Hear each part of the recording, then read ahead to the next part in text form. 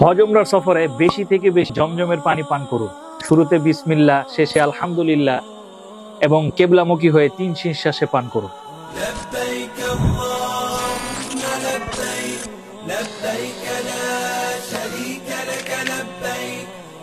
এবং পান করার শেষে এই দোয়া পড়ুন, আল্লাহুম্মা ইন্নী আসআলুকা ইলমান নাফিআ ওয়া রিজকান ওয়াসিআ ওয়া শিফাআ মিন কুল্লি দা।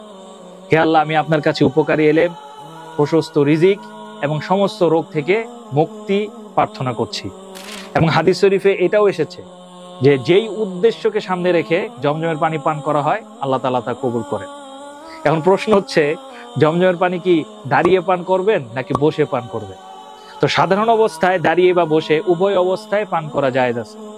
নাসাই শরীফের একটা হাদিসে আসছে, রাসূল সাল্লাল্লাহু আলাইহি ওয়াসাল্লাম জমজমের পানি দাঁড়িয়ে পান করেছেন।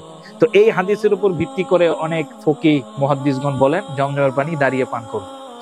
কিন্তু অপরদিকে অনেক ফকিহ এবং বিজ্ঞ হাদিস বিশারদগণ বলেন যে এই দাঁড়িয়ে পান করাটা একটা ব্যাখ্যা সাপেক্ষ, অর্থাৎ হয়তো সেই সময়ে যেইখানে তিনি দাঁড়িয়ে পান করেছেন সেই জায়গাটা ময়লা ছিল, এবং এটাও বোঝানোর জন্য যে দাঁড়িয়েও পান করা যায় ভিড়ের কারণে।